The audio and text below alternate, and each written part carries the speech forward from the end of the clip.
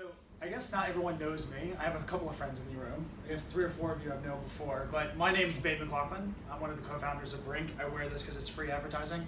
So it's one of the startup tricks. You know, wherever you are, now we're on camera. You might as well be advertising what you're working on. I'm just starting, just so you know. So, couple of little data points on my background. Two most important things for me are that you know a little bit about me, why I'm here, why I'm talking to you, but also gives you context what we can talk about, and also takeaways, so you know how to actually talk to me afterwards. So first and foremost, I'm from the Valley. I was there for 10 years.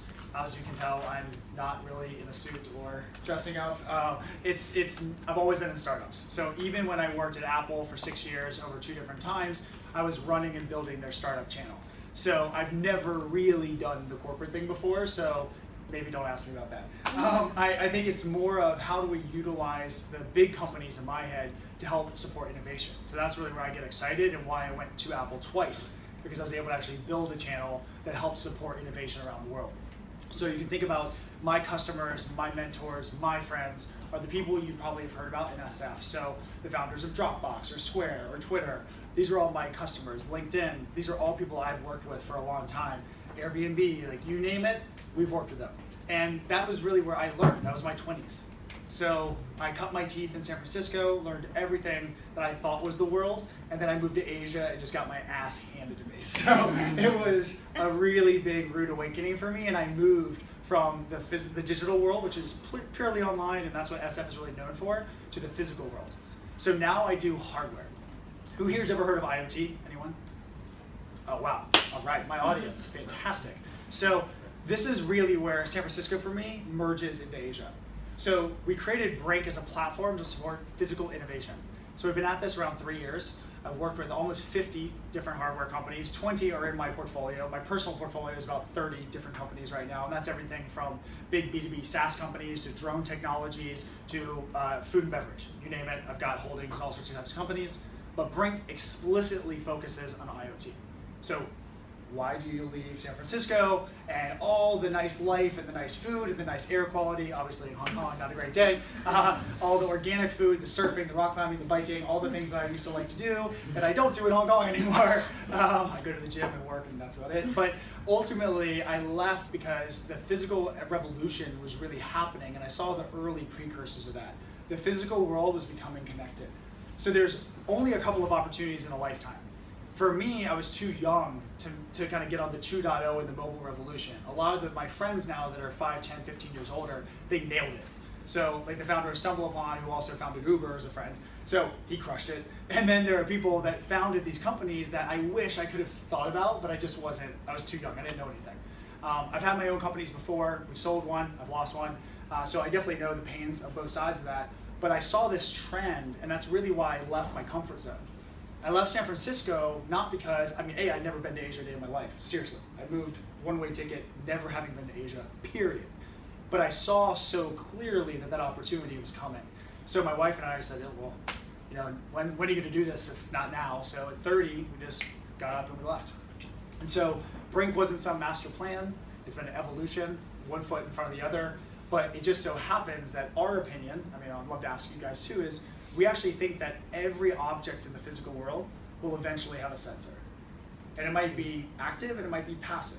But I really do believe that everything, I'm talking the dirt, the cement, the walls, the water systems, everything is going to be connected. And that might make some of you guys think like dystopian future or something, like, oh my God, the robots. And I'd argue there's actually like a fair reason to think about sort of the whole Terminator scenario, like it's definitely a possibility, but I think that it's really important to recognize where you stand with that equation. Like, do you think the physical world would be kind of the way it is now, or is it gonna become hyper-connected? And if you think it's gonna be hyper-connected, then you should probably participate. You know, I'd probably ask people who has a wearable on right now. Anyone? Cool, so a few of you are starting to understand that. And that, we can talk about quantified self later, but this is really important. And one of the things I want to impart on you guys, knowing your business model, having been a council member for almost 3 years now, is what I've been seeing, the things that are changing, and really what I think I can help not only you guys understand, but also I think your customers understand. The world is changing dramatically. And we see it from the kind of guts and the dirt every single day. We're in the trenches working with founders trying to create this new world. And we're trying to speed it up because we really do think that the other side of this, which is where the data is, we really think that we can unlock the world's data, make sense of that information, and then improve our life. Right now, we're doing a lot of guessing work, a lot of guesswork. So the reason the people I ask for wearable devices, because I have a personal passion, and also over half our portfolio right now is in health technology. Because guess what? And I'm gonna say something offensive, I'm fairly edgy, but so anyone that knows a doctor, they're not misintentioned or ill-intentioned, they really want to help, right? But generally the entire health industry is really broken, like incredibly broken. Like medication in particular, on average in the world is only 30% effective. 30%. Something crazy, like you do the math on that, ends up that 10% of the whole planet's GDP every single year goes in our mouth and out the toilet. 10% of the world's wealth every single year. It's super ineffective. So for me, our whole company's vision is very deep, is that we want to invest in unlocking the physical data. And then let's make sense of it so we can improve our life. Because we're guessing every single day. And I think it's really important for you guys, no matter what your whole life career plan or whatever ends up being, to understand where we're going. And I'm going to use an example just because I think it's easy, it's in front of everyone now around autonomous vehicles, because that's something a lot of people are talking about. There is no way in hell that 5 years ago, anyone thought Tesla was going to be as profound as that company has become. I'm sure a lot of people, probably some of you, probably some of the people you advise or not advise but talk to through your banking relationships and everything else, had no idea. And now he's not laughing, he gave everything open on his patents on purpose, but this world is going to be autonomous. That's it. Like, we are going there. Every single large manufacturer is working on this right this second. Every single one. 5 years ago, all of us, including myself, would have thought, oh man, this is like decades or generations, right? There's no way that's happening in 7 years or 8 years, which it is. And I think that's probably the lesson I can impart best to anyone, especially because all your professions rely on this, is how fast this all is happening. And the most important thing you can do is be informed. Now, why I think I'm helpful to you and people like me are helpful to you, like Eric from Pebble, who's recently joined as a friend of mine, guys like us that are in those trenches all day long can give you more than a report. We can give you more than a data sheet. We can give you more than some analysis that is coming out of an aggregation of a lot of stuff that's already mature. Because by the time it's mature, as you see the pace of innovation happening now, it's a little late. And I'll say one thing, which I didn't tell you guys before I was gonna say, but a lot of your customers are banks, right? Hedge funds, all this other stuff. Guess what? They are gonna get smashed in a massive way. Now, I'm not saying they're going away, but their businesses are gonna dramatically change, and it's not gonna be 10 years from now. And you guys rely on that income, all of you. And that's really important to understand so you can see it coming. Now, that means you have to probably get out of the normal routines of your personal lives. I don't know how it works professionally, but you can't just have 3 of you, no offense, wearing wearables. Like, that's not gonna work. You have to be experimenting and trying and learning and thinking a little differently every single day, because A, like obviously your customers need you to, but more importantly, as a person, all of you are fairly young. So we have a chance, like you guys are like, me included, we're that generation that can either be conscious and participate and learn this stuff. You're not that old, I see the jokes happening. You can decide to participate and be conscious, or like anyone heard with Uber and taxi drivers, right? Everyone was complaining, oh, woe is me, like I don't have a job anymore.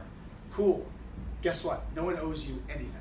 And the reality is this change is happening more, like faster than it's ever happened before. We had the 1,000-year revolution that went between agriculture and information, or agriculture and production to information with a couple hundred years. And now we're seeing revolutions happening inter-year sometimes.